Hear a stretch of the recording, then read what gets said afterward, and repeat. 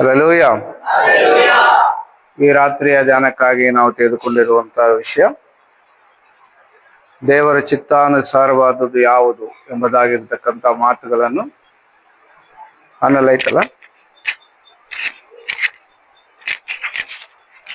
Amen. ದೇವರ ಚಿತ್ತಾನುಸಾರವಾದದ್ದು ಯಾವುದು, ಹೇಗೆ ನಾವು ದೇವರ ಚಿತ್ತಾನುಸಾರವಾಗಿ ಬದುಕಬೇಕು ಈ ಭೂಮಿ ಮೇಲೆ ಅನ್ನುವಂತ ಕೆಲವು ಸಂಗತಿಗಳನ್ನು ವಾಕ್ಯದಲ್ಲಿ ನಾವು ಧ್ಯಾನ ಮಾಡಿಕೊಳ್ಳೋಣ. ನಮ್ಮೆಲ್ಲರಿಗೂ ಚಿರಪರಿಚಿತವಾಗಿರ್ತಕ್ಕಂಥ ವಾಕ್ಯ, ನನಗಂತೂ ಚಿರಪರಿಚಿತನೇ, ನಿಮಗೆ ಎಷ್ಟು ಜನ ಇರ್ತದೋ ಗೊತ್ತಿಲ್ಲ. ರೋಮಾನ್ಯರು 2, ರೋಮ ಪತ್ರಿಕೆ 12ನೇ ಅಧ್ಯಾಯ. ನೂತನ ಮನಸ್ಸನ್ನು ಹೊಂದಿಕೊಂಡು ಪರಲೋಕ ಭಾವದವರಾಗಿರಿ. ಈಗಾದರೆ ದೇವರ ಚಿತ್ತಕ್ಕನುಸಾರವಾದದ್ದು, ಅಂದರೆ ಉತ್ತಮವಾದದ್ದು, ಹೆಚ್ಚಿಗೆ ಆದದ್ದು, ದೋಷವಿಲ್ಲದ್ದು ಯಾವುದನ್ನು ವಿವೇಚಿಸಿ ತಿಳಿದುಕೊಳ್ಳುವಿರಿ. ಆಮೆನ್. ಸಿಗ್ತಾ ಎಲ್ಲರಿಗೂ? ಆಯ್ತಾ? ಒಂದು ಚಿಕ್ಕ ಪ್ರಾರ್ಥನೆ ಮಾಡ್ಕೊಳ್ಳೋಣ. ಮಕ್ಕಳು ಸುಮ್ಮನೆ ಇರ್ಬೇಕಂತ ಹೇಳ್ತಾರೆ.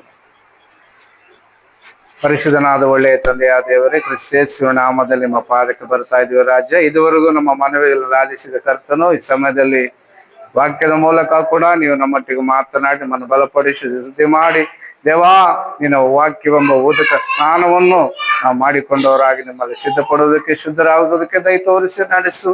ಕೇಳುವಂತ ನಿನ್ನ ಮಕ್ಕಳನ್ನು ಬೋಧಿಸುವ ನನ್ನನ್ನು ನಿನ್ನ ಪಾದಕ್ಕೆ ಒಪ್ಪಿಸಿಕೊಡ್ತಾ ಇರುವಾಗ ಪರಿಶುದ್ಧಾತ್ಮನೇ ನೀವೇ ಆಳ್ವಿಕೆ ಮಾಡಿ ಪ್ರಾರಂಭದಿಂದ ಅಂತ್ಯದವರೆಗೂ ನಡೆಸಿ ಅನುಗ್ರಹಿಸಿ ಮಾತನಾಡಬೇಕೆಂಬುದಾಗಿ ಯೇಸುವಿನ ನಾಮದಲ್ಲಿ ಪ್ರಾರ್ಥಿಸಬೇಡಿ ಹೊಂದಿದ್ದೇವೆ ತಂದೆಯ ದೇವರೇ. ಹಲ್ಲೆಲೂಯಾ. ಇಹಲೋಕದ ನಡವಳಿಕೆಯನ್ನು ಅನುಸರಿಸದೆ ನೂತನ ಮನಸ್ಸನ್ನು ಹೊಂದಿಕೊಂಡು ಪರಲೋಕ ಭಾವದವರಾಗಿರ್ರಿ. ಹೀಗಾದರೆ ದೇವರ ಚಿತ್ತಾನುಸಾರವಾದದ್ದು, ಅಂದರೆ ಉತ್ತಮವಾದದ್ದು, ದೇವರಿಗೆ ಉತ್ತಮವಾದದ್ದು, ಮೆಚ್ಚುಗೆ ಆದದ್ದು, ದೋಷವಿಲ್ಲದ್ದು ಯಾವುದೆಂದು ವಿವೇಚಿಸಿ ತಿಳಿದುಕೊಳ್ಳುವಿರಿ. ಆಮೆನ್.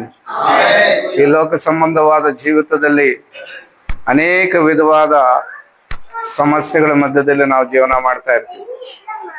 ಕಾರಣ, ನಾವು ಈ ಇಹಲೋಕದಲ್ಲಿಯೇ ಬದುಕಬೇಕಾಗಿದೆ. ಈ ದಿನಗಳಲ್ಲಿ ಈ ಇಹಲೋಕದಲ್ಲಿ ಬದುಕುವಾಗ ನಮಗಾಗುವಂತ ಅನುಭವಗಳು ಅನೇಕ, ಪ್ರತಿದಿನ ಕೂಡ. ಆಮೇನ್. ಯಾವ್ಯಾವ ರೀತಿಯಾಗಿ ಅಂತಂದ್ರೆ, ನಾವು ಎದ್ದಾಗಿಂದ ತಿರುಗಿ ಮನೆ ಸೇರಿ ಮಲಗುವವರೆಗೂ ಕೂಡ ಲೋಕ ಸಂಬಂಧಗಳ ಮಧ್ಯದಲ್ಲಿ, ಲೋಕ ಜನರ ಮಧ್ಯದಲ್ಲಿಯೇ ನಾವು ವ್ಯವಹಾರವನ್ನು ಮಾಡ್ತಾ ಇರೋದ್ರಿಂದ ಅನೇಕ ವಿಧವಾದ ನಡವಳಿಕೆಗಳು ನಮ್ಮ ಮೇಲೆ ಪ್ರಭಾವ ಬೀರುತ್ತಾ ಇರ್ತದೆ. ಆಮೇನ್. ಯಾರಾದ್ರೂ ಉತ್ತಮವಾದ ವಸ್ತ್ರ ಹಾಕೊಂಡಿದ್ದಾರೆ ಅಂದ್ರೆ ಅದು ನಮ್ಮನ್ನ ಆಕರ್ಷಣೆ ಮಾಡುವುದು, ನಾನು ಕೂಡ ಆ ರೀತಿ ಹಾಕೊಂಡ್ರೆ ಚೆನ್ನಾಗಿರ್ತದೇನೋ ಅಂತ. ಆಮೇನ್. ಯಾರ ಹತ್ರ ಅಧಿಕವಾದ ಹಣ, ಕಂತೆ ಹಣ ನೋಡಿದೀವಿ ಅಂತ ಇಟ್ಕೊಳ್ಳಿ, ಆ ರೀತಿಯಾಗಿ ನನ್ನ ಹತ್ರ ಕೂಡ ಅಷ್ಟೊಂದು ಹಣ ಇದ್ದಿದ್ರೆ ನಾನು ಚೆನ್ನಾಗಿರ್ಬೋದೇನೋ ಅಂತ.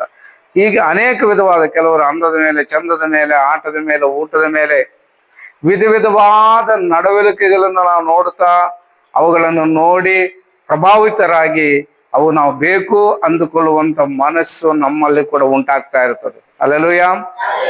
ಈ ರೀತಿಯಾದ ಹೋರಾಟದಲ್ಲಿ ಕ್ರೈಸ್ತ ಜೀವಿತ ಇರುತ್ತದೆ. ಆದ್ರೆ ದೇವರ ವಾಕ್ಯದಲ್ಲಿ ಪೌಲ ಭಕ್ತನು ಹೇಳ್ತಾ ಇದ್ದಾನೆ, ಇಹಲೋಕದ ನಡವಳಿಕೆಯನ್ನು ಇನ್ನು ಮುಂದೆ ನೀವು ಅನುಸರಿಸದೆ ಆ ನಡವಳಿಕೆಯನ್ನು ಗೆಲ್ಲಬೇಕಾದರೆ ನೀವು ಪರಲೋಕದ ಭಾವದಿಂದ ಜೀವನ ಮಾಡಿ ಎಂಬುದಾಗಿ. ಆಮೆನ್. ನಾವು ಗೆಲ್ಲುವುದಕ್ಕೆ ಒಂದೇ ಒಂದು ಅವಕಾಶ ಇದೆ, ಏನು ಗೊತ್ತಾ? ನಮ್ಮ ಮನಸ್ಸನ್ನು ಇಹಲೋಕದಲ್ಲಿ ಇರಿಸಿಕೊಳ್ಳದೆ ಪರಲೋಕದಲ್ಲಿ ಇರಿಸ್ಕೋಬೇಕು ಎಂಬುದಾಗಿ. ಆಮೆನ್. ನಮ್ಮ ಮನಸ್ಸು ಎಲ್ಲೆಲ್ಲಿ ಹೋಗ್ತದೋ ಅಲ್ಲೆಲ್ಲ ನಾವು ಸಂಚಾರ ಮಾಡಿ ಬಂದ್ಬಿಡ್ತೀವಿ ಅಲ್ವಾ? ಕ್ಷಣ ಮಾತ್ರದ ನಮ್ಮ ಮನಸ್ಸು ಎಲ್ಲಿ ಬೇಕಾದ್ರೂ ತಗೊಂಡೋಗ್ಬಿಡ್ತದೆ. ಆದ್ರೆ ಆ ಮನಸ್ಸನ್ನು ನಿಯಂತ್ರಣ ಮಾಡುವಂತ ಶಕ್ತಿ, ಸಾಮರ್ಥ್ಯ ನಮಗೆ ಈ ಲೋಕದ ಈ ದೇಹಕ್ಕೆ ಸಾಲದು. ಅದಕ್ಕೆ ಪರಿಶುದ್ಧಾತ್ಮ ನಮಗೆ ಏನ್ ಮಾಡ್ತಾ ಇದ್ದಾನೆ ಗೊತ್ತಾ? ನೀವು ಇಹಲೋಕದಲ್ಲಿ ಇಟ್ಟುಕೊಂಡು ಇಲ್ಲೇ ಮನಸ್ಸಿಟ್ಟುಕೊಂಡ್ರೆ ನೀವು ಪರಲೋಕದಲ್ಲಿರುವ ಮನಸ್ಸು, ಪರಲೋಕ ಸಂಬಂಧವಾದ ಮನಸ್ಸು ನಿಮಗೆ ಸ್ವಂತ ಮಾಡಿಕೊಳ್ಳೋದಕ್ಕೆ ಸಾಧ್ಯ ಆಗುವುದಿಲ್ಲ. ಅದಕ್ಕೆ ಏನ್ ಮಾಡ್ಬೇಕು ಗೊತ್ತಾ? ನಿಮ್ಮ ಮನಸ್ಸನ್ನು ಪರಲೋಕದಲ್ಲಿ ಇರಿಸ್ಕೊಳ್ರಿ. ನೀವು ಪರಲೋಕದ ಭಾವ, ನೀವು ಭಾವ ಅಂದ್ರೆ ನಿಮ್ಮ ಫೀಲಿಂಗ್ಸ್ ಅಲ್ಲ, ನಿಮ್ಮ ಆಲೋಚನೆಗಳು, ನಿಮ್ಮ ಭಾವನೆಗಳೆಲ್ಲ ಪರಲೋಕದಲ್ಲಿ ಇರಿಸಿದರೆ ನೀವು ದೇವರಿಗೆ ಮೆಚ್ಚುಗೆ ಆದ ರೀತಿಯಲ್ಲಿ ಬದುಕಲಿಕ್ಕೆ ಸಾಧ್ಯ ಆಗ್ತದೆ. ಇಹಲೋಕದ ನಡವಳಿಕೆಯಲ್ಲಿ ಗೆಲ್ಲುವುದಕ್ಕೆ ಸಾಧ್ಯ ಆಗ್ತದೆ ಅಂತ ನೋಡಿ. ಆಮೆನ್. ಅದಕ್ಕೆ ಕರ್ತನಿಗೆ ಮೆಚ್ಚುಗೆ ಆದದ್ದು ಯಾವುದು? ಮೆಚ್ಚುಗೆ ಆದದ್ದು ಯಾವುದು? ಅಷ್ಟನಾ? ಮಾತಾಡಿ. ಆಮೇಲೆ ಏನಿದೆ? ದೇವರ ಮೆಚ್ಚುಗೆ ಆದದ್ದು ಯಾವುದು? ದೋಷವಿಲ್ಲದ್ದು, ಉತ್ತಮವಾದದ್ದು ಯಾವುದೆಂಬುದಾಗಿ ವಿವೇಚಿಸಿ ಆವಾಗ ನೀವು ತಿಳ್ಕೊಳ್ಳೋದಕ್ಕೆ ಸಾಧ್ಯ ಆಗ್ತದೆ. ಯಾಕಂದ್ರೆ ದೇವರ ಇಷ್ಟ ಏನಂತೆ? ಆತನಿಗೆ ಮೆಚ್ಚುಗೆ ಆದದ್ದನ್ನು ನಾವು ಆಶಿಸಬೇಕು, ಆತನಿಗೆ ಇಷ್ಟವಾದದ್ದನ್ನು ನಾವು ಕೋರಿಕೊಳ್ಳಬೇಕು, ದೋಷವಿಲ್ಲದನ್ನು ಆತನ ಮುಂದೆ ಇಡಬೇಕು. ನಮ್ಮ ಜೀವಿತ ಯಾವ ದೋಷವಿಲ್ಲದಂತೆ ಕಾಪಾಡಿಕೊಂಡು ಕರ್ತನಿಗೆ ಮೆಚ್ಚಿಗಾಗಿ ಇಷ್ಟವಾದ ರೀತಿಯಲ್ಲಿ ನಾವು ಬದುಕಿ ತೋರಿಸಬೇಕಂತ ಈ ಭೂಮಿ ಮೇಲೆ. ಹಾಗೆ ಬದುಕಬೇಕಾದರೆ ಇಹಲೋಕದ ಶಕ್ತಿ, ಇಹಲೋಕದ ನಡವಳಿಕೆ ನಮಗೆ ಅಡ್ಡಿ ಮಾಡ್ತಾ ಇರ್ತದೆ. ಅದರಿಂದ ಅವುಗಳನ್ನು ಸಾಯಿಸಬೇಕು, ಅವುಗಳಿಂದ ಬಿಡುಗಡೆ ಆಗಬೇಕು. ನೀವು ಬಿಡುಗಡೆ ಆಗಬೇಕಾದ್ರೆ ನೀವು ಸಾಮರ್ಥ್ಯದಿಂದ ಆಗುವುದಿಲ್ಲ. ಆದ್ದರಿಂದ ನಿಮ್ಮ ಮನಸ್ಸನ್ನು ಮೇಲಕ್ಕೆ ತಿರುಗಿಸಬೇಡಿ. ಹಲ್ಲೆಲೂಯ. ಅಂದ್ರೆ ನೀವು ಇನ್ನು ಮುಂದೆ ನೀವು ಕನೆಕ್ಟ್ ಆಗಬೇಕಾಗಿರ್ತಕ್ಕಂಥ ನೆಟ್ವರ್ಕ್ ಯಾವುದು? ಪರಲೋಕ. ದೇವರಿರುವ ಸ್ಥಳ, ದೇವರ ಸಿಂಹಾಸನ ಇರುವ ಸ್ಥಳಕ್ಕೆ ನೀವು ಕನೆಕ್ಟ್ ಆಗಬೇಕು. ಆವಾಗ ನಮಗೆ ಅರ್ಥ ಆಗುತ್ತೆ ಹೇಗೆ ಬದುಕಬೇಕು ಈ ಭೂಮಿ ಮೇಲೆ, ಯಾವ್ದು ಆಶಿಸಬೇಕು ಈ ಭೂಮಿ ಮೇಲೆ ಎಂಬುದಾಗಿ.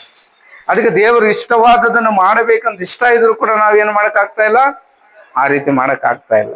ಕಾರಣ ಏನು? ನಮ್ಮ ನೆಟ್ವರ್ಕ್ ಇಲ್ಲೇ ಇದೆ. ಈ ಭೂಮಿ ಮೇಲೇನೆ ಸಂಚಾರ ಮಾಡಿ, ಈ ಭೂಮಿ ಮೇಲೇನೆ ನಾವು ತಿರುಗಾಡ್ತಾ ಇದ್ರೆ ಈ ಭೂಮಿಗೆ ಸಂಬಂಧಪಟ್ಟದ್ದೇ ನಮ್ಮಲ್ಲಿ ಬೆಳೀತಾ ಇರ್ತದೆ. ಆಮೆನ್. ಹಲ್ಲೆಲೂಯ. ನೀನು ಒಬ್ಬನ ಜೊತೆ ಒಂದು 6 ತಿಂಗಳು ಸಹವಾಸ ಮಾಡಿದ್ರೆ ನೀನೇನಾಗ್ತೀಯ? ಅವನಂತೆ ಆಗ್ತೀಯ. ಹೌದಲ್ವಾ? ನೀವು ಯಾರೊಂದಿಗೆ ಒಡನಾಟ, ಯಾರೊಂದಿಗೆ ಸ್ನೇಹ, ಯಾರೊಂದಿಗೆ ಸಂಬಂಧ ಬೆಳೆಸ್ತೀರೋ ಅವ್ರು ಒಳ್ಳೆಯವನಾದ್ರೆ ಒಳ್ಳೆಯವನಾಗ್ತೀರಾ, ಅವ್ನು ಕೆಟ್ಟವನಾಗಿದ್ರೆ ಕೆಟ್ಟವನಾಗಿ ಬದಲಾವಣೆ ಆಗ್ತೀರಾ. ಹಲ್ಲೆಲೂಯ. ಅದಕ್ಕೆ ನೀವು ನಿಮ್ಮ ಜೀವಿತವನ್ನು ದೇವರಿಗೆ ಮೆಚ್ಚುಗೆಯಾಗಿ, ಇಷ್ಟವಾಗಿ, ದೋಷವಿಲ್ಲದಾಗಿ ನೀವು ಬದುಕಿ ದೇವರಿಗೆ ಇಷ್ಟವಾದ ಪ್ರಜೆಗಳಾಗಿ ಇರಬೇಕಾದರೆ ನೀವು ಯಾರೊಂದಿಗೆ ಸಂಬಂಧ ಬೆಳೆಸಬೇಕು? ದೇವರ ಲೋಕದಿಂದ ಪರಲೋಕಕ್ಕೆ ಸಂಪರ್ಕ ಸಾಧನೆ ಮಾಡಬೇಕು. ದೇವರೊಂದಿಗೆ ಸಂಬಂಧವನ್ನು ನೀವು ಯಾವಾಗಲೂ ಬೆಳೆಸಿಕೊಂಡು ಯಾವಾಗಲೂ ಆ ಸಂಬಂಧದಲ್ಲಿಯೇ ನಡೆಯಬೇಕಂತೆ. ಆಮೆನ್. ಹಲ್ಲೆಲೂಯ. ಇದಕ್ಕಿಂತ ಮುಂಚೆ ನಮ್ಮ ಜೀವನ ಏನಾಗಿತ್ತು? ಕರ್ತನಲ್ಲಿ ಬರುವುದಕ್ಕೆ ಮೊದಲು ನಾವು ಏನಾಗಿದ್ದೀವಿ? ಈ ಲೋಕಕ್ಕೆ ಅಥವಾ ಕತ್ತಲೆಗೆ ಸಂಬಂಧಪಟ್ಟವರಾಗಿದ್ದೇವಂತೆ. ಎಫೆಸ ಪತ್ರಿಕೆ ಆ ರೀತಿಯಾಗಿ ನಮಗೆ ಹೇಳ್ತದೆ ನೋಡಿ. ಒಂದ್ಸಾರಿ ಆ ವಾಕ್ಯ ಓದಿ. ಎಫೆಸದವರು ಬರೆದ ಪತ್ರಿಕೆ 5ನೇ ಅಧ್ಯಾಯ 8ರಿಂದ 10. ನೀವು ಹಿಂದಿನ ಕಾಲದಲ್ಲಿ ಕತ್ತಲೆಯಾಗಿದ್ದೀರಿ, ಆದರೆ ನೀವು ಕ್ರಿಸ್ತನಲ್ಲಿದ್ದು ಈಗ, ಆ ಮಾತು ಯಾಕಪ್ಪ ಬಿಟ್ಬಿಟ್ಟೆ? ಅದು ಬಿಟ್ಬಿಟ್ರಿ ನೀನು ಕತೆ ಮುಗಿತದೆ, ಸ್ಟೋರಿನ ಹೊರಟ. ಆದರೆ ಈಗ ನೀವು ಕ್ರಿಸ್ತನ ಬೆಳಕಾಗಿದ್ದೀರಿ, ಬೆಳಕಿನವರಂತೆ ನಡೆದುಕೊಳ್ಳಿರಿ. ಬೆಳಕಿನ ಫಲವು ಉಪಕಾರದಲ್ಲಿಯೂ ನೀತಿಯಲ್ಲಿಯೂ ಸತ್ಯದಲ್ಲಿಯೂ ಕಾಣಿಸಿಕೊಳ್ಳುತ್ತದೆ. ಹಲ್ಲೆಲೂಯ. ಹಿಂದೆ ನೀವು ಏನಾಗಿದ್ದೀರೋ ಆ ರೀತಿಯಾಗಿ ಇನ್ನು ಮುಂದೆ ಇರದಂತೆ ನೀವೇನ್ ಮಾಡ್ಬೇಕು? ಕ್ರಿಸ್ತನವರಾಗಿ ಬದುಕಬೇಕಂತೆ. ಕ್ರಿಸ್ತನು ಲೋಕಕ್ಕೆ ಬೆಳಕಾಗಿದ್ದಾನೆ, ನೀವು ಬೆಳಕಾಗಿರ್ಬೇಕು. ಕ್ರಿಸ್ತನಿಗೂ ದೇವರಿಗೆ ಮೆಚ್ಚುಗೆ ಆದವನಾಗಿ ಬದುಕಿದ, ನಾವು ಕೂಡ ಮೆಚ್ಚುಗೆ ಆದವರಾಗಿ ಬದುಕಬೇಕಂತ. ಯಾಕಂದ್ರೆ ದೇವರು ನಮ್ಮನ್ನು ಆತನ ಅಲ್ಲಿಂದ ಯಾವ ರೀತಿಯಾಗಿ ನೋಡ್ತಿದ್ದಾನಂತಂದ್ರೆ ನಾವು ಬೆಳಕುಗಳಾಗಿರ್ಬೇಕು ದೇವರಿಗೆ ಎಂಬುದಾಗಿ. ಈ ಲೋಕಕ್ಕೆ ದೇವರ ದೃಷ್ಟಿಯಲ್ಲಿ ಬೆಳಕುಗಳಾಗಿರಬೇಕು ಅಂತ. ಆ ಬೆಳಕಿನವರಾಗಿ ನೀವು ಜೀವಿಸಬೇಕು. ಆ ಬೆಳಕಿನವರಾಗಿ ಜೀವಿಸಬೇಕಾದ್ರೆ ನಿಮ್ಮಲ್ಲಿ ಏನಾಗಬೇಕು? ಆ ಬೆಳಕು ಪ್ರಜ್ವಲಿಸಬೇಕು. ಆ ಬೆಳಕು ನಿಮ್ಮಲ್ಲಿ ಉಂಟಾಗಬೇಕಂದ್ರೆ ನಮ್ಮ ಪ್ರಯತ್ನ ಏನಾಗಿರ್ಬೇಕು? ಕ್ರಿಸ್ತನಿಗೆ ಸಂಬಂಧಪಟ್ಟವರಾಗಿ, ಕ್ರಿಸ್ತನ ಮಾರ್ಗದಲ್ಲಿ ನಡೆಯುವವರಾಗಿ, ಆತನಿಗೆ ಮೆಚ್ಚುಗೆ ಆದವರಾಗಿ ನಡೆಯಬೇಕಂತ. ಕೆಳಗಡೆ ಮಾತೇನು ಹೇಳ್ತದೆ ವಚನದಲ್ಲಿ? ಕರ್ತನಿಗೆ ಮೆಚ್ಚುಗೆ ಆದದ್ದು ಎಂಬುದನ್ನು ಪರಿಶೋಧಿಸಿ ತಿಳ್ಕೊಂತ ಬದುಕಬೇಕಂತೆ. ದೇವರ ಇಷ್ಟವನ್ನು ಇವತ್ತು ಕೇಳುವ ಜನ ಎಷ್ಟು ಜನ ಇದ್ದಾರೆ? ಎಲ್ಲಾ ತಮ್ಮ ಇಷ್ಟವನ್ನೇ ಕೇಳುವವರೇ ಇದ್ದಾರೆ. ದೇವರೇ ನನಗೆ ಅದಿಷ್ಟ ಅದು ಕೊಡು, ಇದಿಷ್ಟ ಇದು ಕೊಡು, ಅಂತವನಿಷ್ಟ ಅವನನ್ನು ಕೊಡು, ಇಂಥವಳಿಷ್ಟ ಇವಳನ್ನು ಕೊಡು ಅಂದ್ರೆ ಎಲ್ಲವೂ ಕೂಡ ನಮ್ಮ ಇಷ್ಟವೇನಾ? ಯಾವಾಗಲೂ ನಮಗೆ ಬೇಕಾದದ್ದನ್ನೇ ಕೇಳೋದಾ? ದೇವ್ರ ಇಷ್ಟ ಏನಂತ ನಾವು ತಿಳುವಳಿಕೆಯಿಂದ ಕೇಳೋದು ಬೇಡವಾ? ದೇವ್ರ ಇಷ್ಟ ಏನಂತ ಅರ್ಥ ಮಾಡ್ಕೊಳ್ಳೋದು ಬೇಡವಾ? ನಾವು ನಿಜವಾಗಲೂ ಕರ್ತನನ್ನು ಪ್ರೀತಿ ಮಾಡುವುದಾದ್ರೆ ನಾವು ಯಾರ ಇಷ್ಟ ನೆರವೇರಿಸ್ಬೇಕು? ಕ್ರಿಸ್ತನ ಇಷ್ಟ ನೆರವೇರಿಸ್ಬೇಕು.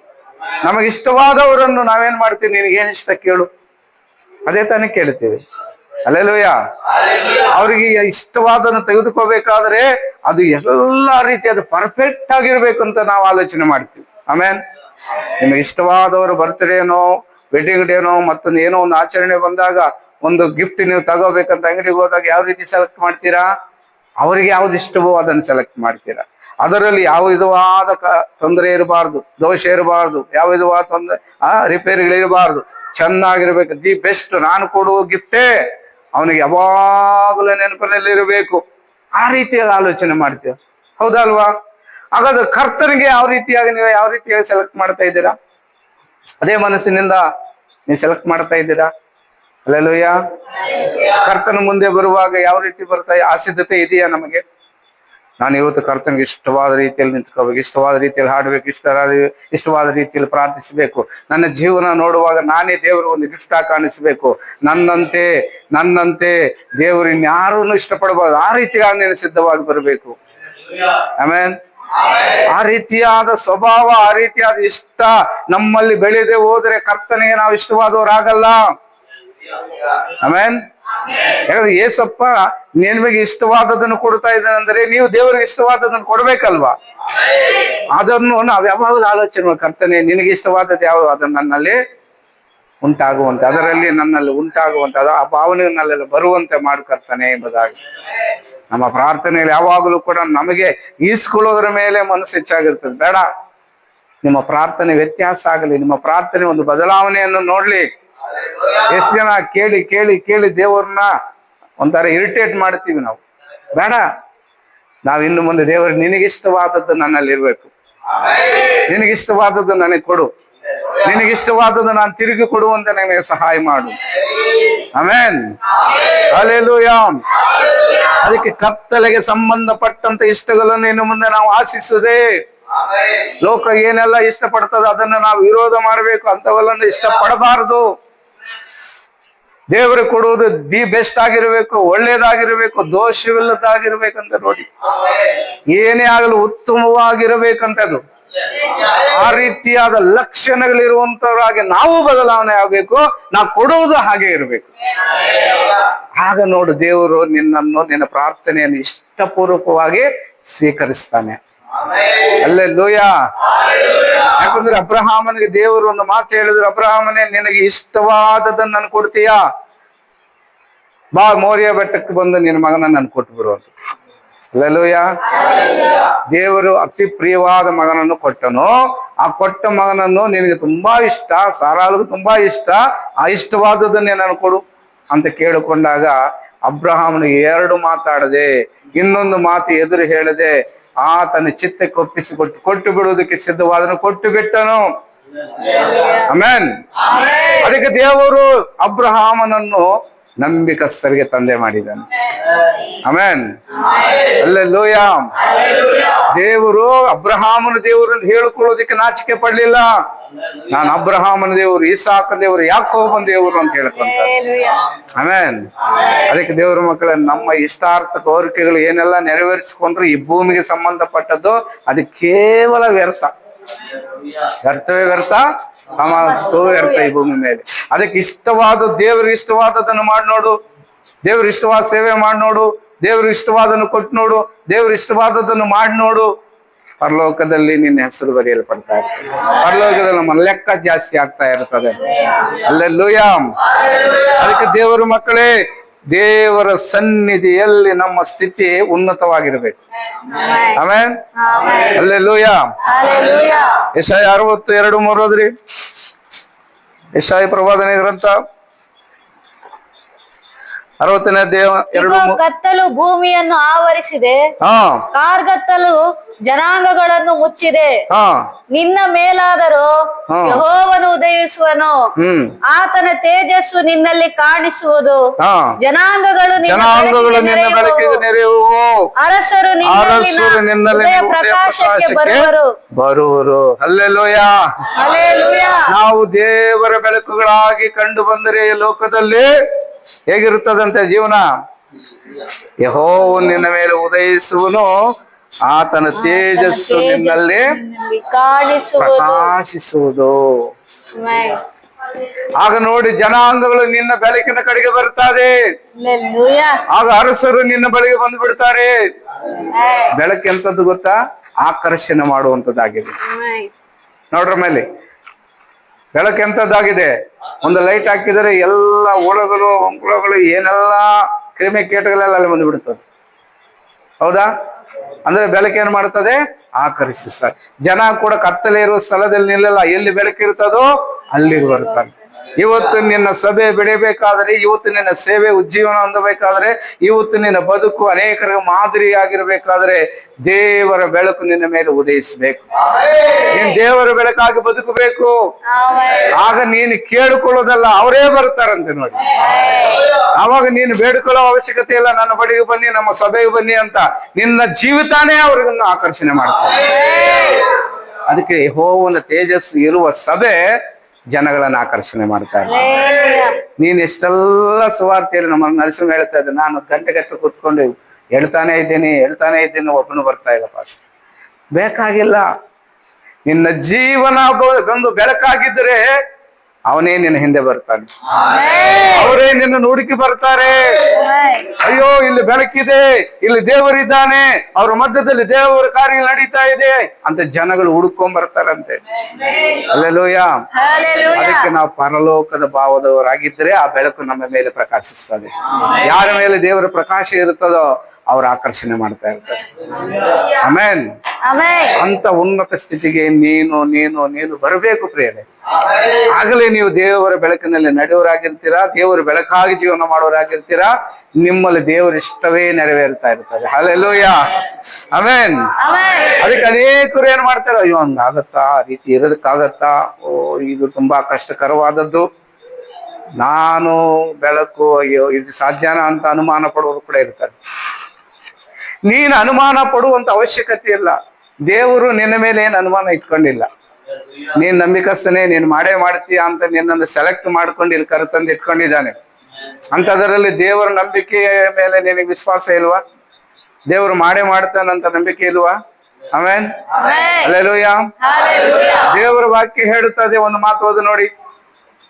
ಕೀರ್ತನೆ 73:1 ಓದ್ರಿ. ಕೀರ್ತನೆಗಳು 73:1.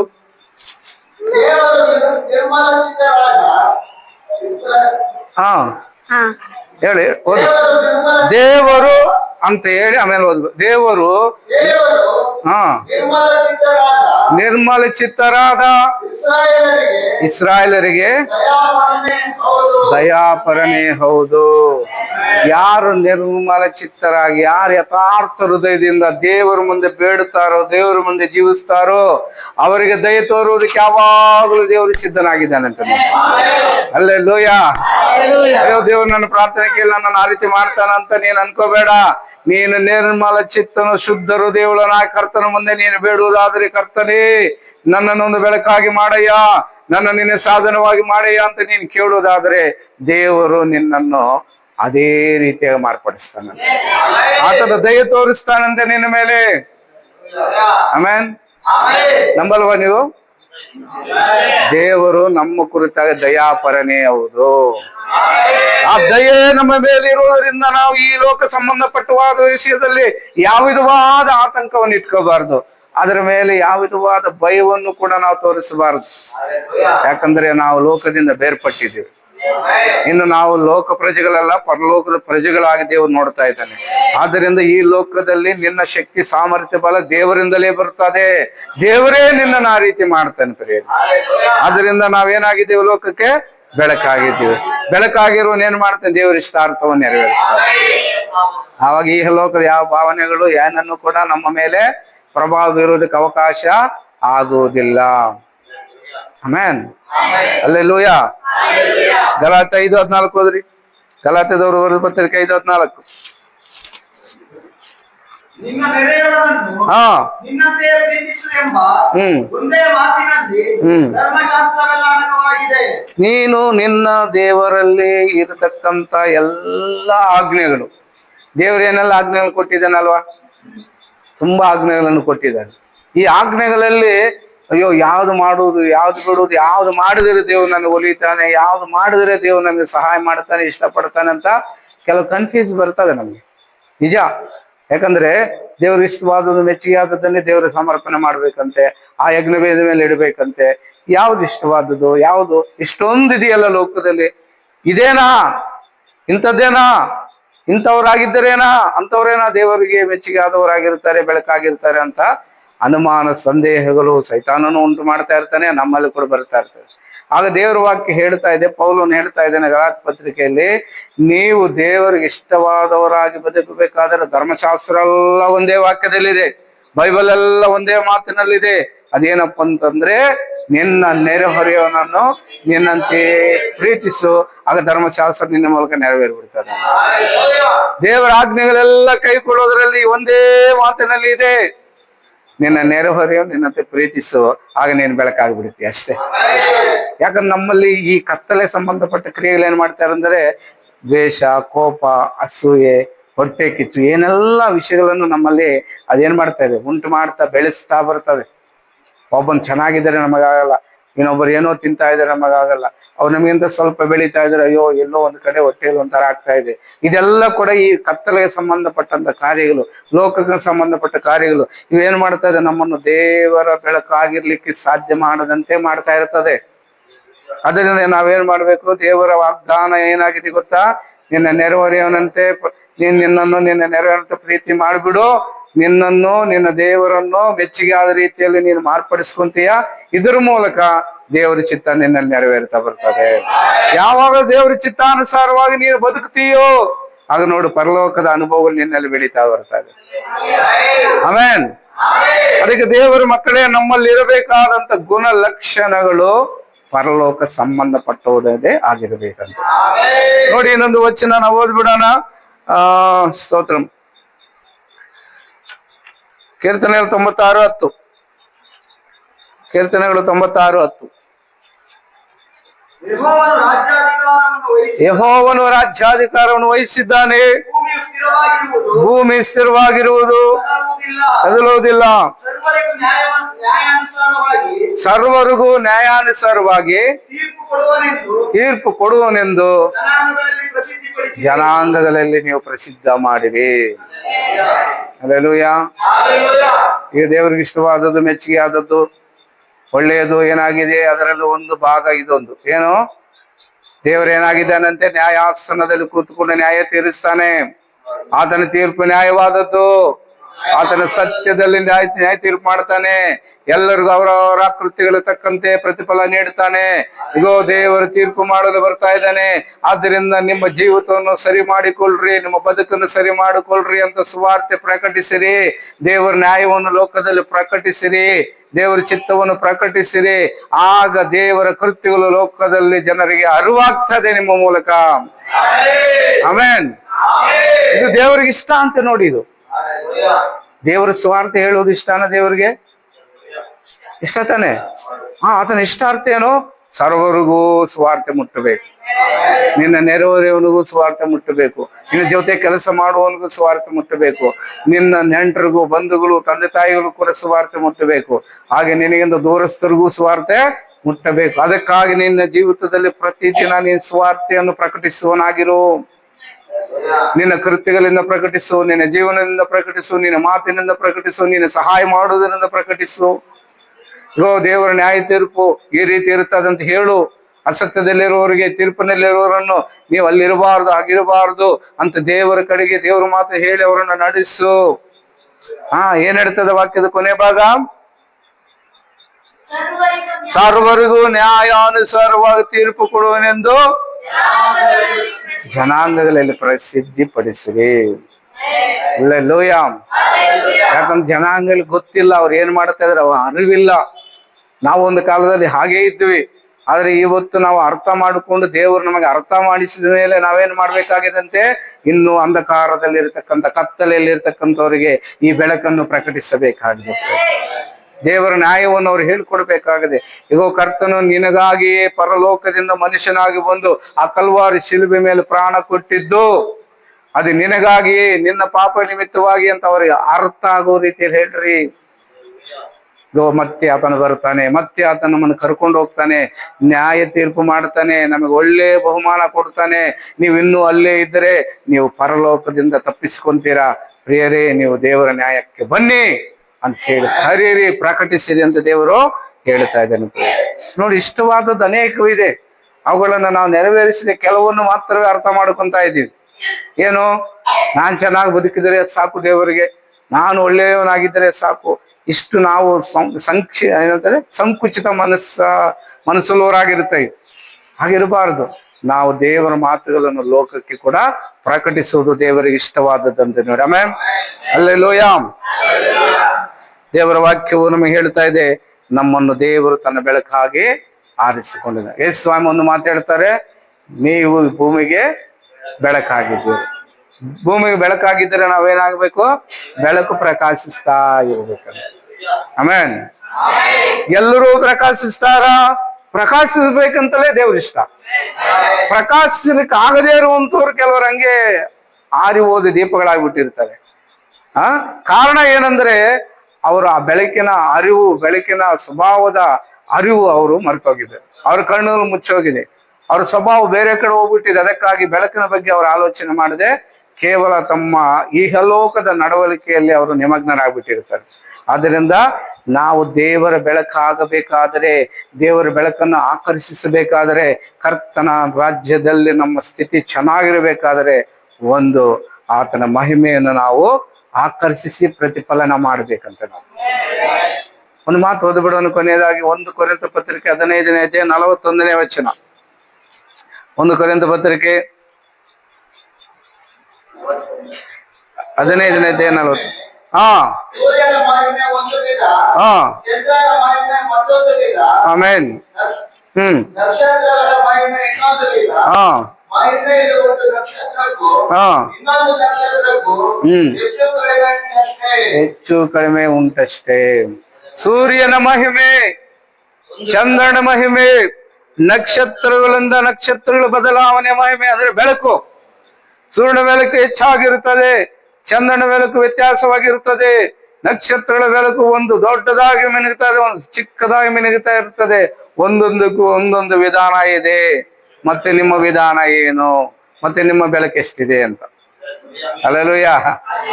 ನಾವು ಲೋಕಕ್ಕೆ ಬೆಳಕು ಬೆಳಕು ಅಂತ ಅಂದ್ಕೊಂಡ್ರೆ ನಮ್ಮ ಬೆಳಕು ಎಷ್ಟಿದೆ ಅಂತ ನಮಗೆ ಗೊತ್ತಾಗಿದ್ಯಾ? ಸೂರ್ಯನ ಬೆಳಕಿನ ತರ ಇದ್ದೀವ, ಚಂದ್ರನ ಬೆಳಕಿನ ತರ ಇದ್ದೀವ? ಒಂದೊಂದು ನಕ್ಷತ್ರ ಬೇರೆ ಬೇರೆ ಇದೆಯಲ್ಲ, ದೊಡ್ಡ ನಕ್ಷತ್ರನ ಚಿಕ್ಕ ನಕ್ಷತ್ರನ, ಈ ರೀತಿಯಾಗಿದೆಯಲ್ಲ, ವ್ಯತ್ಯಾಸಗಳಿದೆಯಲ್ಲ. ಈ ವ್ಯತ್ಯಾಸದಲ್ಲಿ ನೀನು ಬೆಳಕೆಷ್ಟು? ಹಲ್ಲೆಲೂಯಾ. ಏಸಪ್ಪ ದೊಡ್ಡ ಬೆಳಕು ಅಂತ ಇಟ್ಕೋ. ಆ ದೊಡ್ಡ ಬೆಳಕಿನಲ್ಲಿ ನೀನು ಸೇರಿಕೊಂಡ್ರೆ ಆ ಬೆಳಕು ನಿನ್ನ ಮೇಲೆ ಪ್ರಕಾಶಿಸುವಾಗ ನೀನು ಕೂಡ ಬೆಳಕಾಗಿ ಬದಲಾಯಿಸಿ ಅನೇಕರಿಗೆ ಬೆಳಕನ್ನು ಕೊಡ್ತೀಯ. ಈ ಭೂಮಿಗೆ ಬೆಳಕಾಗಿರ್ತೀಯ. ಈ ಬೆಳಕಾಗಿರೋದಂದ್ರೆ ಏನು? ಎಲ್ಲ ವಿಧಗಳಲ್ಲಿ ಸತ್ಕಾರ್ಯಗಳನ್ನು ಮಾಡುವಂತ ಜೀವಿತ ಬಂದ್ಬಿಡ್ತದೆ. ಎಲ್ಲಾ ವಿಚಾರಗಳಲ್ಲಿ ಸತ್ಯವನ್ನು, ನೀತಿಯನ್ನು ಅನುಸರಿಸುವಂತ ವಿಧಾನದಲ್ಲಿ ನಿನ್ನ ಜೀವನ ಬಂದ್ಬಿಡ್ತದೆ. ಇನ್ನು ಯಾರ ಮೇಲೂ ಕೋಪ, ಯಾರ ಮೇಲೂ ದ್ವೇಷ, ಯಾರ ಮೇಲೂ ಬೇರೆ ಬೇರೆ ರೀತಿಯಾದ ಲೋಕ ಸಂಬಂಧವಾದ ವಿಚಾರಗಳು ಇಟ್ಟುಕೊಳ್ಳದೆ ಒಂದು ಪರಿಪಕ್ವತೆಗೆ ನಮ್ಮ ಜೀವನ ಬರ್ತದೆ. ಬೆಳಕಲ್ಲಿ ಏನಿರಲ್ಲ, ಕತ್ತಲೆ ಇರಲ್ಲ.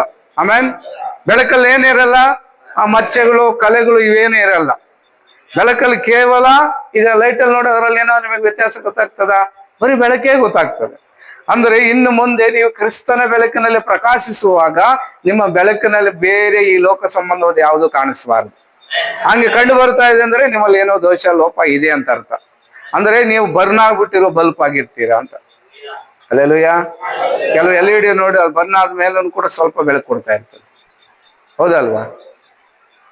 ಇನ್ನು ಕೆಲವು ನೋಡಿ ನಾವು ಈ ಮತ್ತೆ ಈ ಚಾರ್ಜಿಂಗ್ ಲೈಟ್ ತಂದು ಹಾಕಿರ್ತೇವೆ. ನಮ್ಮ ಮನೆಯಲ್ಲಿ ಒಂದಿದೆ, ಒಂದು 5 ನಿಮಿಷನೇ ಅದು ಬೆಳಕು, ಒಂದು 5 ನಿಮಿಷಕ್ಕೆ ಮತ್ತೆ ಆಫ್ ಆನ್ ಆಫ್ ಆನಿಂಗ್ ಆಗ್ತಾ ಇರ್ತದೆ. ಇಂಥ ಬೆಳಕಾಗಿರಬಾರ್ದು ನಾವಂತೆ. ಹಲ್ಲೆಲೂಯಾ. ಒಂದು ಒಳ್ಳೆ ನಕ್ಷತ್ರ ಹೇಗೆ ಬೆಳಕು ಕೊಡ್ತಾದೋ ಆ ರೀತಿಯಾಗಿ ನಮ್ಮ ಬೆಳಕು ಚೆನ್ನಾಗಿರ್ಬೇಕು. ಅದಕ್ಕೆ ಈ ಬೆಳಕನ್ನು ಆಕರ್ಷಿಸುವಂತದ್ದು ನಾವು ಚೆನ್ನಾಗಿದ್ರೆ ಖಂಡಿತ ನಮ್ಮ ಬೆಳಕು ಏನಾಗಲ್ಲ, ಕಡಿಮೆ ಆಗಲ್ಲ. ಅಂದ್ರೆ ಆ ಬೆಳಕು ದೊಡ್ಡ ಬೆಳಕಲ್ಲಿದೆಯೋ ಆ ಬೆಳಕಿನ ಅಡಿಯಲ್ಲಿದ್ದರೇನೆ ನೀನು ಪ್ರಕಾಶಿಸಲಿಕ್ಕೆ ಸಾಧ್ಯ.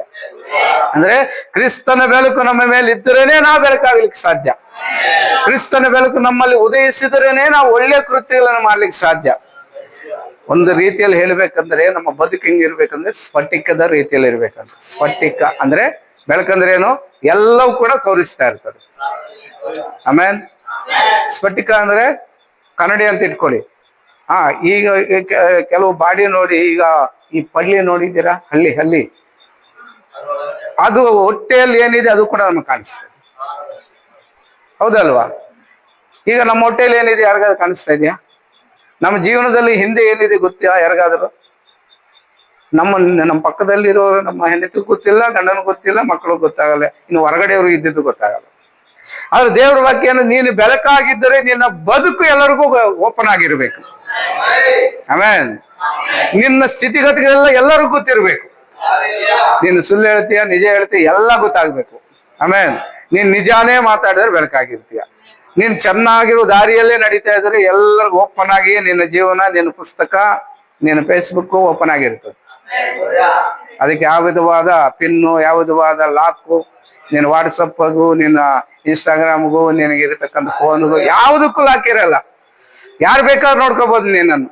ಆಮೇನ್. ಹಲ್ಲೆಲೂಯಾ. ನಜರೇತಿನಿಂದ ಏನಾದ್ರೂ ಒಳ್ಳೆಯದು ಬರ್ತಾದ ಅಂತ ನತಾನಿಯೇಲ್ ಅಂದರಂತೆ. ಬಂದು ನೋಡು. ಹಲ್ಲೆಲೂಯಾ. ಬಂದು ನೋಡು. ಬಂದು ನೋಡಿದಾಗ ಅರ್ಥ ಆಯ್ತಂತೆ, ಈತನೇ ಮೆಸ್ಸಿಯನು. ಹಲ್ಲೆಲೂಯಾ. ನಿನ್ನ ನೋಡುವಾಗ ನಿನ್ನನ್ನು ಬೆಳಕು ಅಂತ ನೀನು ಹೇಳ್ಕೊಂಡು ಬೋರ್ಡ್ ಹಾಕೊಳ್ಳೋದ್ರಿಂದ ಏನ್ ಪ್ರಯೋಜನ ಇಲ್ಲ. ನಿನ್ನ ಎದುರುಗಡೆ ಹೇಳ್ಬೇಕು, ಎಸ್ ಇವನ್ ರಿಯಲ್ ಕ್ರಿಸ್ಟಿಯನ್ ಅಂತ ಹೇಳ್ಬೇಕು ಯಾರಾದ್ರು. ಅಂತ ರೀತಿಯಾದ ನಮ್ಮ ಜೀವನ ಬದಲಾವಣೆ ಆದ್ರೆ ಯಾವ ವಿಧವಾದ ದೋಷಗಳು ನಮ್ಮಲ್ಲಿ ಕಂಡು ಬರಲ್ಲ. ಅವಾಗ ಒಂದು ವೇಳೆ ನೀನೇನಾದ್ರೂ ತಪ್ಪಿ ಏನಾದ್ರು ಮಾತಾಡಿದ್ರು, ನಡ್ಕೊಂಡ್ರು, ತಕ್ಷಣ ತಿದ್ಕೊಂತ ಇದೀಯ. ತಕ್ಷಣ ಅವ್ರು ಕ್ಷಮಾಪಣೆಗೆ ಹೇಳ್ಬಿಟ್ಟು, ಕರ್ತನೇ ಕ್ಷಮಿಸು, ಬ್ರದರ್ ನನ್ನ ಮನ್ನಿಸು, ಬೈ ಮಿಸ್ಟೇಕ್ ಆಯ್ತು ಅಂತ ಹೇಳಿ ಸರಿ ಮಾಡ್ಕೊಂತೀಯ. ಆ ಸ್ವಭಾವ ಬೆಳಕಿನವ್ರಿಗೆ ಮಾತ್ರವೇ ಇರ್ತದೆ, ಕತ್ತಲೆಯವರಿಗೆ ಬಚ್ಚಿಟ್ಟುಕೊಳ್ಳೋದೇ ಇರ್ತದೆ. ಹಲ್ಲೆಲೂಯಾ. ಅಮ್ಮ ನೀನು ಈ ರೀತಿ ಮಾಡಬಾರ್ದಾಯ್ತಂದ್ರೆ ನಾನೇನ್ ಮಾಡಿದೆ, ನಾನು ಹಂಗ್ ಮಾಡೇ ಇಲ್ಲ ಅಂದ್ಬಿಟ್ರೆ ಇನ್ನೆಲ್ಲಿದೆ ಬೆಳಕು? ಮುಗೀತು ಕತೆ. ಹಲ್ಲೆಲೂಯಾ. ಅದಕ್ಕೆ ನಿನ್ನ ಬೆಳಕು ಎಷ್ಟಿದೆ ಅಂತ ಒಂದ್ಸಾರಿ ವಾಕ್ಯದಲ್ಲಿ ನೋಡ್ಕೊ. ಕ್ರಿಸ್ತನ ಮುಂದೆ ನಿಂತ್ಕೊಂಡು ಕೇಳಪ್ಪ, ನನ್ನ ಬೆಳಕಾಗಿದ್ದೆ, ಕತ್ತಲಾಗ್ಬಿಟ್ಟಿದೆ, ನಿನ್ನ ಹೋಗಿ ಮುಖ ನೋಡ್ಕೊ ಅಂತಾರೆ ಅವಾಗ. ಹಲ್ಲೆಲೂಯಾ. ಒಂದು ವೇಳೆ ನಿನ್ನ ನೆರೆಹೊರೆಯವನು ಕೇಳು ನಿನ್ನ ಬಗ್ಗೆ ಅಂತಾರೆ ಅಲ್ವಾ? ಆಮೇನ್. ಅದಕ್ಕೆ ದೇವರ ಮಕ್ಕಳೇ, ನಮ್ಮನ್ನು ಕುರಿತಾಗಿ ನಾವು ಬಹಳ ಎಚ್ಚರವಾಗಿರ್ಬೇಕು.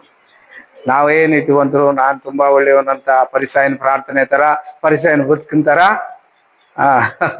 ಸದಿಕಾಯಿನ ತರ ಇರಬಾರ್ದು. ನಾವ್ ಯಾವಾಗಲೂ ಕೂಡ ಎಲ್ಲರೂ ಓಪನ್ ಆಗಿರ್ಬೇಕು. ಆಗ ಲೋಕ ನಿನ್ನ ನೋಡಿ ನಿನ್ನ ಬೆಳಕಿನ ಕಡೆ ಬರುವುದಕ್ಕೆ ಆಕರ್ಷಿಸಲ್ಪಡ್ತದೆ ಜನ. ಅದಕ್ಕೆ ದೇವರ ಬೆಳಕು ಯಾವಾಗಲೂ ನಮ್ಮ ಮೇಲೆ ಉದಯಿಸ್ತಾ ಇರ್ಬೇಕು ಪ್ರೇರಣೆ. ಹಾಗಿರ್ಬೇಕಾದ್ರೆ ನಾವ್ ಯಾವಾಗಲೂ ಕರ್ತನ ಮುಂದೆ ಯಥಾರ್ಥವಾಗಿರ್ಬೇಕು. ಹಲ್ಲೆಲೂಯಾ. ಅದಕ್ಕೆ ದೇವರ ಮಕ್ಕಳೇ, ನಿಮ್ಮ ಹೃದಯ ಶುದ್ಧವಾಗಿರಲಿ, ನಿಮ್ಮ ಮನಸ್ಸು ಯಥಾರ್ಥವಾಗಿರ್ಲಿ. ಹಾಗೆ ಓಪನ್ ಆಗಿದ್ದರೆ ದೇವರ ಮುಂದೆ ನಿನ್ನನ್ನು ಬೆಳಕಾಗಿ ತೋರಿಸ್ತಾ ಬರ್ತಾನೆ ದೇವರು. ಸ್ನಾನಿಕನಾದ ಯೋಹಾನನು ಒಂದು ಬೆಳಕಾಗಿ, ಒಂದು ದೀಪವಾಗಿ ಬೆಳಗಿದ್ನಂತೆ.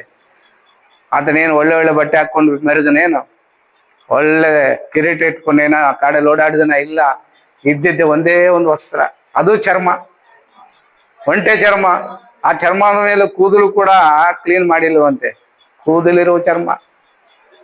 ಹಲ್ಲೆಲೂಯಾ. ಆತನಿಗೆ ಅಡವಿಯಲ್ಲಿ ಕೂಗಿದನಂತೆ, ಕರ್ತನ ದಾರಿನೇ ನೆಟ್ಟಗೆ ಮಾಡಿರಿ ಅಂತ ಹೇಳ್ಬಿಟ್ಟು. ಆಮೇಲೆ ಆ ಅಡವಿಯಲ್ಲಿ ಕಾಡಲು ಕೂಗಿದ್ರೆ ನಾಡಲ್ಲಿರೋ ಜನ ಎಲ್ಲ ಹೋಗ್ಬಿಟ್ರಂತೆ ಅಲ್ಲಿಗೆ. ಅದು ಆಕರ್ಷಣೆ ಅಂದ್ರೆ. ಆಮೇಲೆ ಅದು ಆಕರ್ಷಿಸುವಂತ ಬೆಳಕು ಅಂತಂದ್ರೆ ಇನ್ನು ಏಸಪ್ಪ ಎಂತ ದೊಡ್ಡ ಬೆಳಕಲ್ವಾ. ಇನ್ನು ಅವರ ಬೆಳಕಿನಲ್ಲಿ ನಾವಿದ್ರೆ ಹೆಂಗಿರ್ತೀವಿ ನಮ್ಮ ಜೀವನ ಅಲ್ವಾ? ಆ ಬೆಳಕನ್ನು ನಾವು ಮರೆತು ಬಿಟ್ಟು ಇವತ್ತೇನಾಗ್ಬಿಡ್ತಾ ಇದ್ವಿ, ನಾವು ಬೆಳಕಾಗಿದ್ದೀವಿ ಅಂತ ಅಂದ್ಕೊಂಡು ಕತ್ತಲೆಯಲ್ಲಿ ತೂರಾಡ್ತಾ ಇದೀವಿ ರೀತಿಯಾಗಿ. ದೇವ್ರ ಮಕ್ಕಳೇ, ಲೋಕ ನಮ್ಮನ್ನು ಎದುರು ನೋಡ್ತಾ ಇದೆ. ಏನೋ ಇವನಲ್ಲಿ ವಿಶೇಷತೆ ಇದೆ, ಏನೋ ಇವರಲ್ಲಿ ಒಂದು ಪ್ರತ್ಯೇಕತೆ ಇದೆ, ಅವರಲ್ಲಿ ಏನೋ ಕಾಣಬೇಕು ನಾವು ಅಂತ ಇದು ನೋಡ್ತಾ ಇದಾರೆ ಜನ. ನಾವು ಆ ರೀತಿ ಕಾಣ್ತಾ ಇಲ್ಲ, ಅದಕ್ಕೆ ನಮ್ಮ ಮನೆಯವರೇ ನಮ್ಮನ್ನು ಬೈತಾ ಇದ್ದಾರೆ. ನಾವು ಆ ರೀತಿಯಾಗಿ ಇಲ್ಲ, ಅದಕ್ಕೆ ನಮ್ಮ ಸಂಬಂಧಿಕರು ನಮ್ಮನ್ನು ಉಗೀತಾ ಇದ್ದಾರೆ. ದೇವ್ರು ನಂಬಿದಾರಂತೆ. ಏನ್ ಚೇಂಜ್ ಆಗಿದೆ ಅವ್ರ ಜೀವನ. ಅಲ್ಲೆಲೂಯ್ಯ. ಅಂತ ಸಾಕ್ಷಿ ಇಸ್ಕೊಂಡ್ರೆ, ನಾನೇ ಬೆಳಕು ಅಂತ ಕಾಯಿಸಪ್ಪನ ಬೀದಿಗೆ ಹೋದ್ರೆ ಎಲ್ರು ಓಡಿಸ್ತಾರೆ ನಮ್ಮನ್ನು. ಅಲ್ಲೆಲೂಯ್ಯ. ಹೌದಲ್ವಾ? ಹೌದು. ಮೊದಲು ಏನಾಗಿದ್ದು ಇವಾಗ ಹಾಗೆ ಹಂಗಿರಬಾರ್ದು. ಇನ್ನು ಆ ಲಕ್ಷಣ ಯಾವತ್ತಿಗೂ ನಿನ್ನಲ್ಲಿ ಕಾಣಬಾರ್ದು. ನೀನ್ ಸಾಯ್ಬೇಕು, ದೇವರ ಬೆಳಕು ಅವಾಗ ನಿನ್ನ ಮೇಲೆ ಬರ್ತಾರೆ. ಆಗ ನೀನು ಮಾತಾಡಿದ ಮಾತು, ನೀನು ನಡವಳಿಕೆ, ನಿನ್ನ ಸ್ವಭಾವ, ನಿನ್ನ ಕುಟುಂಬ ಜೀವನ ಎಲ್ಲ ಕೂಡ ಹಿಂಗಿರ್ತದೆ. ಅನೇಕರಿಗೆ ಮಾದರಿಯಾಗಿರ್ತದೆ. ಬದುಕಿದ್ರೆ ಹಂಗೆ ಬದುಕಬೇಕು ಕಣ ಅನ್ಬಿಡ್ತಾರೆ. ಅದು ದೇವರ ಬೆಳಕು ಅಂದ್ರೆ. ಆಮೆನ್. ಆ ರೀತಿಯ ಬದುಕಲಿಕ್ಕಾಗಿ ನಾವು ಸಿದ್ಧವಾಗೋಣ. ಇದುವರೆಗೆ ಏನೇನಾಗಿದ್ರು, ಏನೇನು ಮಾಡಿದ್ರು, ಇವತ್ತಿಗೆ ಬಿಟ್ಬಿಡಿ. ಇವತ್ತು ರಾತ್ರಿ ಮರ್ತೋಗ್ಬಿಡಿ. ಇನ್ನು ಮುಂದೆ ಒಂದೇ ನಿರ್ಧಾರ, ಕರ್ತನೆ ನಿನ್ನ ಬೆಳಕಾಗಿ ನಾನು ಬದುಕಬೇಕು, ನಿನಗೆ ಇಷ್ಟವಾದದನ್ನು ಮಾಡುವನಾಗಬೇಕು, ನಿನಗೆ ಮೆಚ್ಚಿಗೆ ಆದದ್ದು, ನಿಮಗೆ ಉತ್ತಮವಾದದ್ದು ಏನೆಂಬುದಾಗಿ ನಾನು ಅರಿತುಕೋಬೇಕಾದ್ರೆ ನಿನ್ನ ಬೆಳಕು ನನ್ನ ಮೇಲೆ ಬರ್ಬೇಕಪ್ಪ. ಆ ಬೆಳಕು ನನ್ನ ಮೇಲೆ ಯಾವಾಗಲೂ ಪ್ರಕಾಶಿಸುವಂತೆ ನಿನ್ನ ಬೆಳಕಿನಲ್ಲಿಯೇ ನಾನು ಜೀವಿಸ್ತೀನಿ. ನಿನ್ನ ವಾಕ್ಯದ ಬೆಳಕಿನಲ್ಲಿ ನಾನು ಬದುಕ್ತೀನಿ. ನನ್ನನ್ನು ಬಲಪಡಿಸು, ನಡೆಸಯ್ಯ ಎಂಬುದಾಗಿ ರಾತ್ರಿ ಪ್ರಾರ್ಥನೆ ಮಾಡಿಕೊಳ್ಳೋಣ. ನಿಶ್ಚಯವಾಗಿ ದೇವರು ನಂಬಿಕಸ್ಥನಾಗಿದ್ದಾನೆ ಪ್ರೇರೆ. ಆತನ ಮುಂದೆ ಮರೆಯಾದದ್ದು ಒಂದೇ ಇಲ್ಲ. ಆತನ ಹೃದಯವನ್ನು ಬಲ್ಲ ಆತನು. ನಾವು ಆತನ ಬೆತ್ತಲೆಯಾಗಿದ್ದೇವೆ ಅನ್ನೋದನ್ನು ಮರೆತು ಬಿಡು, ಮರೆಯುವುದು ಬೇಡ. ದೇವರು ನಮ್ಮನ್ನು ನೋಡುವಾಗ ಇವನು ನನಗೆ ಇಷ್ಟವಾದವನು, ಇವನು ನಾನು ಮೆಚ್ಚಿದ್ದೇನೆ ಅನ್ನುವಂತ ಆ ದೇವರ ವಾಣಿ ಕೇಳುವ ರೀತಿಯಲ್ಲಿ ನಮ್ಮ ಬದುಕು ಬದಲಾವಣೆ ಆಗಬೇಕು, ನಮ್ಮ ಜೀವನ ಬದಲಾವಣೆ ಆಗಬೇಕು ಪ್ರಿಯರೇ. ಈ ರಾತ್ರಿ ದೇವರ ಹತ್ರ ಕೇಳ್ಕೊಳ್ಳೋಣ, ಕರ್ತನೆ ನಿನ್ನ ಮೇಜಿಗೆ ನಾನು ಸಿದ್ಧವಾಗ್ತಾ ಇದ್ದೇನಲ್ಲ. ನಾನೇನೋ ದೊಡ್ಡ ವಿಶ್ವಾಸಿನೋ, ದೊಡ್ಡ ನಂಬಿಕಸ್ಥನೋ, ಪರಿಶುದ್ಧನೋ ಅಂತ ನಾನು ಬಂದಿಲ್ಲಪ್ಪ. ನಾನು ಕೇವಲ ಈ ಲೋಕದ ವಿಚಾರಗಳಲ್ಲಿ ಬಿದ್ದು ಹೋದವನೇ ಕರ್ತನೆ. ಆದ್ರೆ ಇವತ್ತು ನಿನ್ನ ವಾಕ್ಯದಿಂದ ನಾನು ಶುದ್ಧವಾಗ್ತಾ ಇದ್ದೇನೆ ದೇವ. ನನ್ನನ್ನು ಪರಿಶುದ್ಧಪಡಿಸ್ಕೊಂತಾ ಇದ್ದೇನೆ ದೇವ. ನನ್ನ ನಿರ್ಮಲ ಚಿತ್ತನಾಗಿ ಮಾರ್ಪಡಿಸಯ್ಯ. ನಿನ್ನ ದಯೆಯನ್ನು ಹೊಂದುವಂತ ಯೋಗ್ಯನಾಗಿ ನನ್ನನ್ನು ಮಾರ್ಪಡಿಸಪ್ಪ. ನಿನ್ನ ಬೆಳಕಾಗಿ ಬದುಕುವಂತ ಅವಕಾಶ ನನಗೆ ಕೊಡಪ್ಪ. ನಾನು ಈ ಲೋಕದಲ್ಲಿ ಎಲ್ಲಾ ಜನಾಂಗಗಳ ಮಧ್ಯದಲ್ಲಿ ನಿಮ್ಮ ನ್ಯಾಯವನ್ನು ಪ್ರಕಟಿಸುವ, ನಿನ್ನ ತೀರ್ಪನ್ನು ಪ್ರಕಟಿಸುವನಾಗಿ ಜೀವಿಸುವಂತ ದಯ ತೋರಿಸಯ್ಯ. ನನ್ನ ಮಹಿಮೆ, ನನ್ನ ಬೆಳಕು ದೊಡ್ಡದಾಗಿ ದಿನೇ ನಾನು ಹೆಚ್ಚಿನ ಬೆಳಕನ್ನು ಕೊಡುವನಾಗಿ ಬದಲಾಯಿಸಿ ಎಂಬುದಾಗಿ ದೇವರ ಪಾದದ ನಿಮ್ಮನ್ನು ತಗ್ಗಿಸಿಕೊಳ್ಳಿರಿ. ದೇವರ ಕೈಗೆ ನಿಮ್ಮನ್ನು ಕೊಡಿರಿ ಪ್ರಿಯರೇ. ಆತನ ಬೆಳಕಿನ ಕಡೆಗೆ ಬನ್ನಿರಿ ಪ್ರಿಯರೇ. ನಿಜವಾಗಲೂ ನಾವು ಬೆಳಕಾಗ್ತೀವಿ. ನಾವು ನಿಜವಾಗಲೂ ಬೆಳಕಿನವರಾಗಿ ಬದುಕ್ತೇವೆ. ಆತನ ಮೆಚ್ಚಿಗೆ ಆದದ್ದನ್ನೇ ನಾವು ಇನ್ನು ಮುಂದೆ ಮಾಡುತ್ತೇವೆ. ಆ ನಿಶ್ಚಯದಿಂದ ಈ ರಾತ್ರಿ ದೇವರ ಪಾದದಲ್ಲಿರುವ ನಾವು ನಮ್ಮನ್ನು ಬಹಳವಾಗಿ ಪ್ರೀತಿ ಮಾಡಿದಂತ ಒಳ್ಳೆಯ ತಂದೆಯ ದೇವರೇ, ಈ ಅಮೂಲ್ಯವಾದ ಸಮಯ ನಮ್ಮ ಜೀವಿತದಲ್ಲಿ ಕೊಟ್ಟಿದ್ದಕ್ಕಾಗಿ ಸ್ತೋತ್ರ. ಈ ಮಾತುಗಳನ್ನು ಕೇಳಲಿಕ್ಕೆ ಅನೇಕರಿಗೆ ಅವಕಾಶ ಆಗಲಿಲ್ಲ ಕರ್ತನೆ. ಇವಾಗ ನಿನ್ನ ಮಕ್ಕಳಾದರೂ ಈ ಅವಕಾಶದಲ್ಲಿ ಬಂದು ಈ ಮಾತನ್ನು ಕೇಳಿಸಿಕೊಂಡಿದ್ದಾರೆ. ಪರಿಶುದ್ಧಾತ್ಮನೇ, ನಿನ್ನ ಉನ್ನತವಾದ ಶಕ್ತಿ, ಸಾಮರ್ಥ್ಯ, ಬಲದಿಂದ ಮಕ್ಕಳೊಬ್ಬೊಬ್ಬರನ್ನು ಅಭಿಷೇಕಿಸಿ ಕರ್ತನೆ. ನಿನ್ನ ಸನ್ನಿಧಾನದಲ್ಲಿ ಉನ್ನತವಾದ ಸ್ಥಿತಿಯಲ್ಲಿ ಬದುಕುವಂತೆ, ಒಂದು ಬೆಳಕಾಗಿ ಬದುಕುವಂತೆ, ಒಂದು ನಂಬಿಕಸ್ಥರಾಗಿ ಬದುಕುವಂತೆ, ಯಾವ ದೋಷವಿಲ್ಲದವರಾಗಿ ನಿಮ್ಮ ಮುಂದೆ ನಿಲ್ಲುವುದಕ್ಕೆ ನಿನ್ನ ರಕ್ತ ಪ್ರೋಕ್ಷಣೆಯಿಂದ ಶುದ್ಧ ಮಾಡಿಕೊಂಡವರಾಗಿ ಅಯಾ ಬದುಕುವುದಕ್ಕೆ ದಯ ತೋರಿಸಿ ಆಳ್ವಿಕೆ ಮಾಡು, ಅತಿಶಯ ಮಾಡು. ನಾಳಿನ ಎಲ್ಲ ಕಾರ್ಯಕ್ರಮವನ್ನು ನಿಮ್ಮ ಸ್ವಾಧೀನಕ್ಕೆ ತೆಗೆದುಕೊಂಡು ಪ್ರತಿ ಮಗಳನ್ನು ನೀವು ಮುಟ್ಟಿ ನಡೆಸುವುದರ ಮೂಲಕ ಬಲವಾದ ಕಾರ್ಯಗಳನ್ನು, ಆತ್ಮಾಭಿಷೇಕದ ಆರಾಧನೆಯನ್ನು ನಮಗೆ ನೀಡಿ ಆಳ್ವಿಕೆ ಮಾಡಿ ಆಶೀರ್ವದಿಸಬೇಕೆಂಬುದಾಗಿ ನಮ್ಮ ಕರ್ತನು ರಕ್ಷಕನು ಆಗಿರುವಂತ ಯೇಸು ಕ್ರಿಸ್ತ ನಾಮದಲ್ಲಿ ಬೇಡಿ ಹೊಂದಿದ್ದೇವೆ ತಂದೆಯ ದೇವರೇ. ನನ್ನ ಮನವೇ ಯೆಹೋವನನ್ನು ಕೊಂಡಾಡು, ನನ್ನ ಸರ್ವೇಂದ್ರಿಯ ಆತನ ಪವಿತ್ರ ನಾಮವನ್ನು ಕೀರ್ತಿಸಿರಿ. ನನ್ನ ಮನವೇ ಯೆಹೋವನನ್ನು ಕೊಂಡಾಡು, ಆತನು ಮಾಡಿ ಸಕಲ ಉಪಕಾರಗಳನ್ನು ಮರೆಯಬೇಡ. Praise the lord.